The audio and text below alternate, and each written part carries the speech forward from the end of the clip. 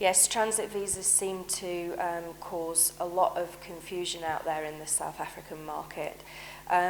So transit visas are one of our visit routes to the UK.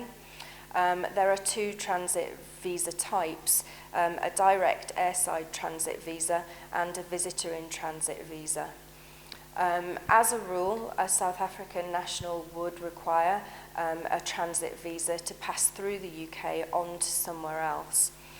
A direct airside transit is where a traveller is going into the UK, but they leave the same day from that same airport on an onward flight and only pass through the airport's transit channels. Their luggage, for example, would be checked all the way through to their onward destination. That is a direct airside transit visa, and a South African would normally require one of these to travel and to do a route of that nature. However, there are some exemption documents. All of these exemption documents are noted on the comprehensive guidance online.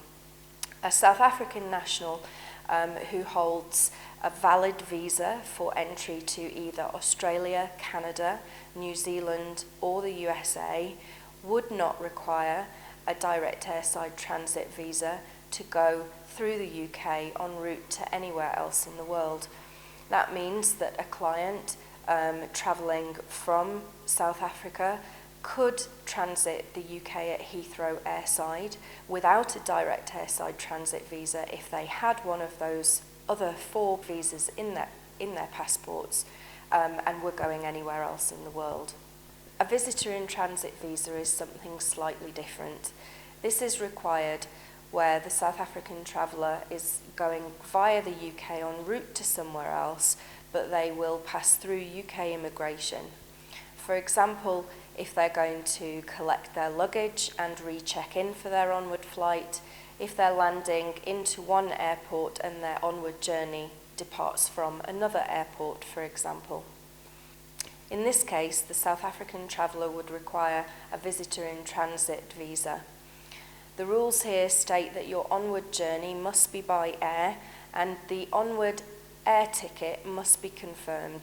You must have a visa for your onward destination and the flight must leave the UK by 23:59 midnight the following day after your arrival. Again, there are some situations where a South African traveller would not require a visitor in transit visa. The exemption documents are clearly set out on our online guidance, but I think a lot of people perhaps get confused by them. I think it's important here to focus on the Canadian and the American visa in the passport. The rules state that a South African traveller going via the UK would not need a visitor in transit visa if they already held a Canadian or an American visa and they were en route to that destination.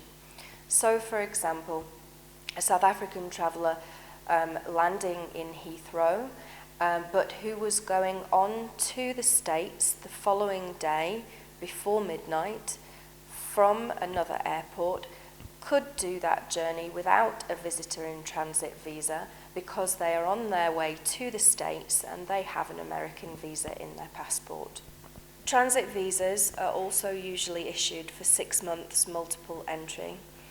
So they do allow you to do the route in reverse and can be used more than once. You just need to be careful that the journey meets the same criteria for airside or landside transit as we've just described. A direct airside transit visa costs £34. A visitor in transit visa costs £62.